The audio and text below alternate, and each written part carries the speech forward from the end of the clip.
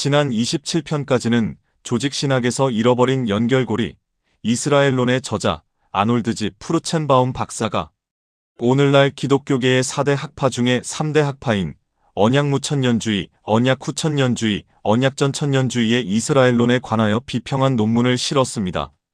이제 28편부터는 4대 학파 중에 세대주의의 이스라엘론에 관한 아놀드 박사의 논문 내용을 제시할 것입니다. 오늘날 기독교계에서 정통이라고 주장하는 교단 대부분은 대체로 언약무천년주의 교리를 지지하고 따르며 언약후천년주의와 언약전천년주의와 세대주의 교리를 따르는 교파는 소수에 불과합니다.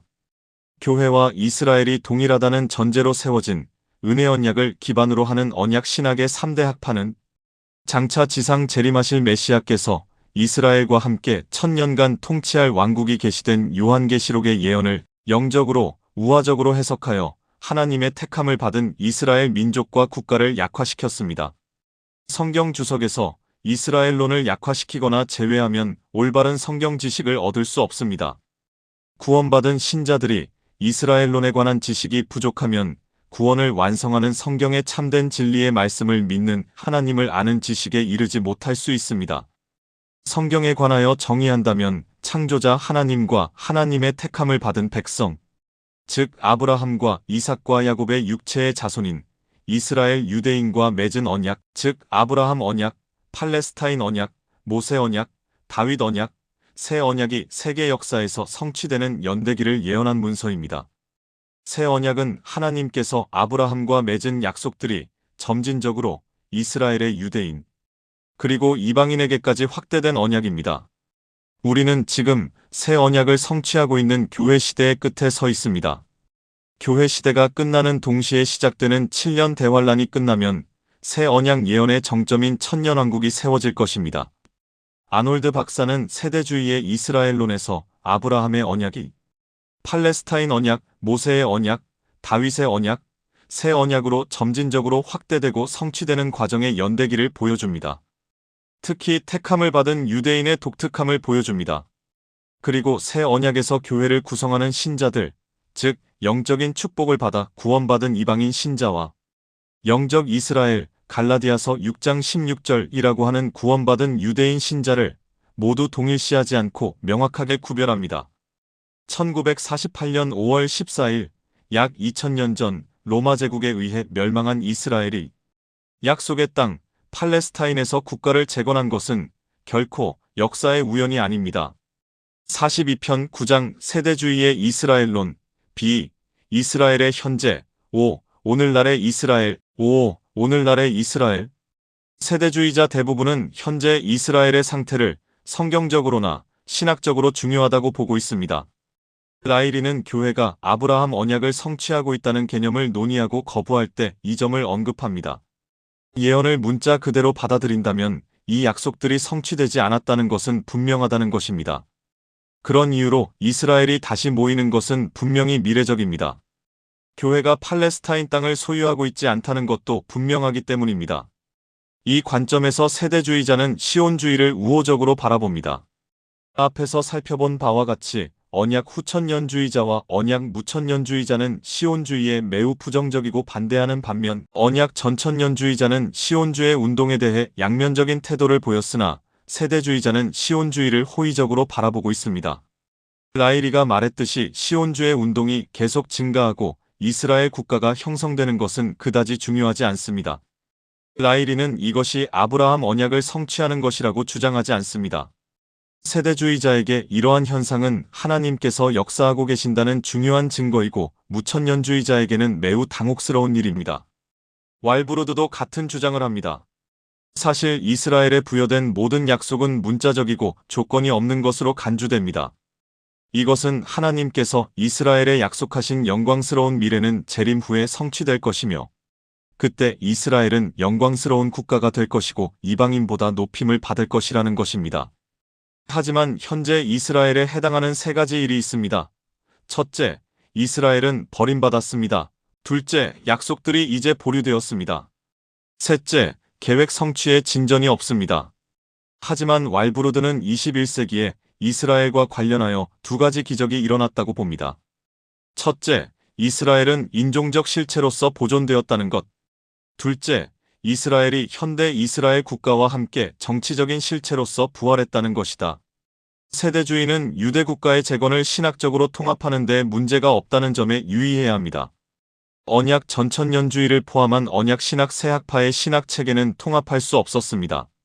나중에 왈브로드는 다시 시온주의에 대한 호의적인 견해를 보여줍니다. 현재 약속의 땅을 부분적으로 차지하고 있는 것은 기다리는 이스라엘의 구속자가 오실 때 완전하게 소유하는 것을 나타내는 징표라고 보기 때문입니다. 이스라엘이 약속의 땅을 영원히 소유한다는 것은 차례로 이스라엘의 회복도 기대하는데 땅의 영원한 소유보다 회복이 먼저 이루어지기 때문입니다. 가능한 유일한 결론은 이스라엘이 국가로 회복될 것이라는 것입니다. 다른 저작에서 왈브루드는 현대 이스라엘이 어떻게 성경 예언에서 이스라엘의 역할에 관한 새로운 연구를 강요했는지 설명합니다. 언약 후천년주의와 언약 무천년주의는 시온주의와 이스라엘 국가를 무시하려고 하거나 때때로 반유대주의에 가까울 정도로 적대적이고, 언약 전천년주의는 시온주의에 대해 양면적이거나 무슨 상관이 있는지 전혀 확신하지 못한다는 것을 인정하지만, 반면에 세대주의는 시온주의와 현대 이스라엘이 신학적으로 중요한 의미가 있다고 주장한다는 점에 다시 주목할 필요가 있습니다. 왈브루드는 이스라엘의 새 국가 수립은 성경의 예언을 해석하는 데 있어서 새롭고 중요한 요소를 도입했다라고 주장합니다.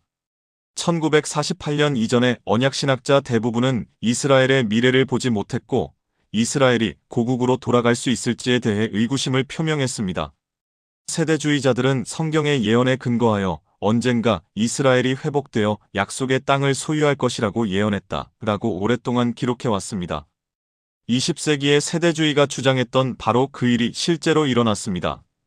금세기에 전 세계 앞에서 불가능하게 보이는 일이 일어났습니다. 거의 2000년 동안 흩어져 있던 민족이 이제 조상의 땅에 굳건히 자리 잡고 있습니다. 이는 신학적 관점과 관계없이 전 세계가 이스라엘 국가의 부분적 회복을 인정해야 한다는 의미이며, 이스라엘 국가를 정치적으로 승인한 것은 이제 역사적 사실이기 때문입니다. 오늘날 누구도 이스라엘 민족의 귀환이 불가능하다라고 말할 수 없습니다. 이는 재건된 국가의 신학적 의미를 부여하든 부여하지 않든 상관없이 사실입니다. 그러나 오늘날 이스라엘 존재 자체가 이스라엘과 관련된 성경 예언을 다시 연구하는 것은 학문적, 신학적 활동 그 이상이라는 것을 의미합니다. 언약 신학자들에게 이스라엘의 문제는 신학에서 지엽적인 경향이 있지만 세대주의자들에게는 중요합니다. 성경 교리의 관점에서 볼 때 이스라엘을 위한 하나님의 계획은 당연히 가장 중요한 위치를 차지한다고 주장할 수 있기 때문입니다. 이것은 문자주의자에게는 필연적입니다. 왜냐하면 성경의 창세기 1장부터 결론을 맺는 계시록 22장까지 이스라엘 국가와 직간접적으로 관련되어 있기 때문입니다. 그 결과 이스라엘의 계획에 대한 이해는 성경 66권에 대한 해석에 영향을 미칩니다. 언약 신학은 이 구절들이 교회를 지칭한다고 영적으로 해석하거나 그러한 예언은 취소되었다고 주장하며 오늘날 이스라엘을 여전히 무시하거나 모욕합니다. 그러나 세대주의는 이스라엘과 관련된 하나님의 계시를 올바르게 이해하는 것은 오늘날 신학에서 가장 중요하고 본질적인 문제 중의 하나입니다. 하지만 왈브루드는 복음주의자들 사이에 이스라엘과 관련된 성경 계시의 의미에 관하여 근본적인 의견 차이가 있음을 인정합니다. 언약 무천년주의자들은 이스라엘에 대한 어떤 미래도 부정하고 이스라엘에 약속된 것은 현 시대의 교회에서 성취된 것으로 간주합니다.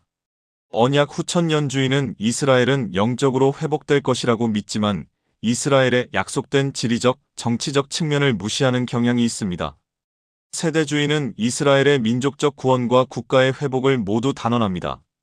왈브루드에게 있어 우리 시대에 이스라엘이 부분적으로 회복되었다는 바로 그 사실은 그러한 회복을 예상했던 성경의 오랜 해석을 제고할 것을 요구합니다. 또 다른 저작에서 왈브루드는 시온주의와 이스라엘 국가에 대한 호의적인 견해를 표명합니다. 세대주의에 있어서 이스라엘 국가의 경이적인 부활과 고대 땅으로의 귀환은 성경 예언의 관점에서 볼 때 가장 중요한 사건 중의 하나입니다. 세대주의자들에게 이것은 놀라운 것이 아니었습니다. 이스라엘을 위한 하나님의 계획은 창세기부터 계시록까지 성경의 주요 계시 중의 하나이기 때문입니다. 왈브루드는 현재의 상태가 예언적으로 중요하며 현 시대의 종말이 다가오고 있고 역사가 완성될 사건의 시작을 분명하게 보여주는 것이라고 분명히 믿고 있습니다. 중동이 성경적으로 중요한 이유는 아브라함의 언약에서 이스라엘의 약속된 땅이 포함되어 있기 때문입니다. 이 언약은 그 땅을 영원하고 영속하는 소유물로 약속하고 있으며 정확한 크기는 윤곽이 그려져 있다 라고 명시하고 있어 정확한 경계를 착각할 수 없습니다. 그러나 아브라함, 이삭, 야곱은 약속의 땅을 소유하지 못한 채 죽었습니다. 또한 야곱과 함께 유대인 가족은 이집트에 정착하여 400년 동안 그곳에 머물렀습니다. 하지만 이집트 체류는 약속의 땅에서 흩어질 것이라는 첫 번째 예언을 성취했고 모세 아래 첫 번째 다시 모임을 성취했는데 모두 아브라함의 언약에 예언되어 있었고 문자 그대로 성취되었습니다. 첫 번째 귀환에도 불구하고 이스라엘은 약속의 땅을 모두 소유하지 못했습니다. 솔로몬 치하에서 약속의 땅 대부분을 곡물로 받은 것은 사실이지만 이것은 약속의 땅을 실제로 소유하고 거주하는 것과는 다르며 실제로 소유한 땅조차도 영원한 소유라는 약속을 이행하지 못했습니다. 오히려 유대 민족은 아시리아와 바빌로니아에 유수되었습니다. 하지만 이 두 번째 흩어짐도 또한 그 당시 이스라엘의 선지자들이 예언했었고 70년 후 두 번째 귀환도 예언했었습니다. 다시 한번 말하지만 약속의 땅에서 유수될 것이고 그 땅으로 귀환할 것이라는 약속 모두 다 문자 그대로 성취되었습니다. 두 번째 귀환 역시 그 땅을 완전히 그리고 영원히 소유하는 데는 실패했습니다. 사실 모세와 선지자들은 모두 이스라엘이 온 땅에 흩어질 것이라고 예언했습니다. 세 번째 흩어짐에 대한 예언은 다른 예언의 수준을 넘어서는데 이 계시에서 주님은 이스라엘의 자손이 모든 민족 가운데 흩으시겠다고 말씀하십니다. 이 예언도 또한 예루살렘과 제2성전이 파괴된 AD 70년의 문자 그대로 성취되었습니다. 세 번째 흩어짐은 이스라엘이 그리스도를 거부한 직접적인 결과로 일어났습니다. 이스라엘의 흩어짐은 온 땅에 걸쳐 거의 1900년 동안 계속되었고 우리 세대까지 이렇다 할 반전은 목격되지 않았습니다. 모든 민족 가운데 전 세계로 흩어지는 세 번째 흩어짐에서도 그러함에도 불구하고 이스라엘 민족은 보존되었다는 점에서 예언은 다시 문자 그대로 성취되었습니다. 사실 이스라엘은 오랫동안 다른 인종이나 민족에 동화되어 사라질 수도 있는 상황에서 독특한 민족으로 보존되었습니다. 땅에 관하여 말하자면 수세기 동안 유대인 마을이 단 한 곳도 없는 비어있는 땅이었으며 고대 땅 전체와 조상들의 소유였던 지역에 2만 5천 명의 유대인만이 마을과 성읍에 흩어져 살았습니다. 성경은 또한 세 번째 다시 모임도 예언했기 때문에 왈브루드는 성경 예언의 관점에서 이스라엘 민족의 형성은 엄청난 의미를 지니고 있다고 말합니다. 왜냐하면 지금 세계가 목도하고 있는 것은 그리스도의 재림과 관련해서 이스라엘이 궁극적으로 완전하고 최종적인 다시 모임이 있을 것이라는 예언을 분명히 성취하고 있는 것처럼 보이기 때문입니다. 세 번째 다시 모임은 온 땅의 모든 나라에서 이스라엘의 자손이 모인다는 점에서 이전의 모든 역사적 다시 모임과 구별됩니다.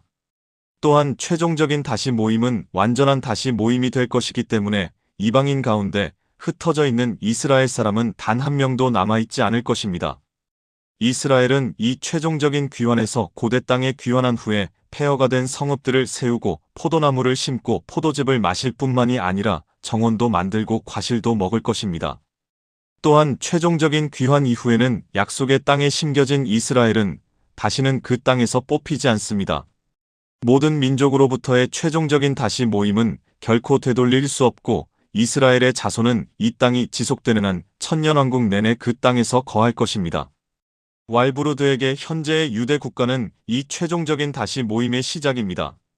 20세기에 크게 시작된 이스라엘의 다시 모임은 그리스도께서 다시 오신 후에 완성되고 모든 이스라엘이 성지에 모이는 것이 실현될 가능성이 매우 높기 때문입니다.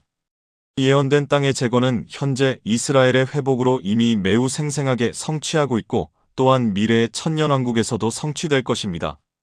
왈브루드는 이집트로 흩어짐과 이집트로부터 다시 모임도 문자 그대로, 바빌론으로 흩어짐과 바빌론으로부터 다시 모임도 문자 그대로, 전 세계로 흩어짐도 문자 그대로 이루어진 것처럼 최종적인 다시 모임도 반드시 문자 그대로 이루어져야 한다고 주장합니다. 20세기의 문자 그대로 최종적인 땅으로의 귀환이 시작되고 있다는 바로 그 사실은 최종적인 귀환도 문자 그대로 이루어질 것이라는 증거입니다. 왈브루드와 대부분의 세대주의자에게 이스라엘이 그 땅으로 돌아온다는 것은 종말에 대한 준비라는 적절한 결론입니다.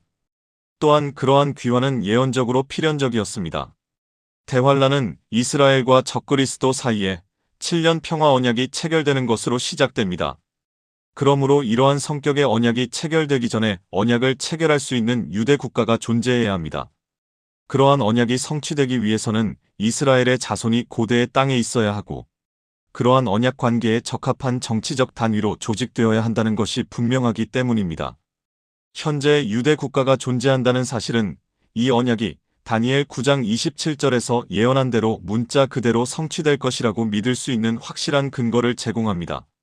왈브루드는 시대의 끝을 나타내는 많은 표적 중에서 이스라엘이 시대의 끝의 징표로서 회복하는 것보다 더 극적이고 성경적 근거가 더 큰 것은 거의 없다라고 결론지었습니다. 세대주의는 현대 이스라엘을 신학적, 예언적 체계에 맞추는데 아무런 문제가 없지만 언약 전천년주의를 포함한 언약신학은 문제가 있다는 점에 다시 한번 주목해야 합니다. 세대주의는 다른 어떤 복음주의 신학보다 시온주의와 현대 이스라엘에 대해 긍정적인 견해를 제시합니다. 왈브루드는 체퍼의 지도를 따라 3번의 흩어짐과 3번의 다시 모임을 보지만 다른 세대주의자들은 4번째 흩어짐을 추가합니다. 4번째 흩어짐이 마태복음 24장 15에서 28절과 계시록 12장 6에서 17절에 묘사된 대로 대환란의 한가운데 일어난다는 것입니다. 4번째 흩어짐이 일어나기 위해서는 현재 상태의 재건이 필요했습니다. 4번째 흩어짐에는 메시아의 왕국을 누리기 위해 재림 후 4번째이자 최종적인 다시 모임이 뒤따를 것입니다. 다음 43편 9장 세대주의의 이스라엘론 비 이스라엘의 현재 6 로마서 9장 1절에서 11장 24절과 올리브 나무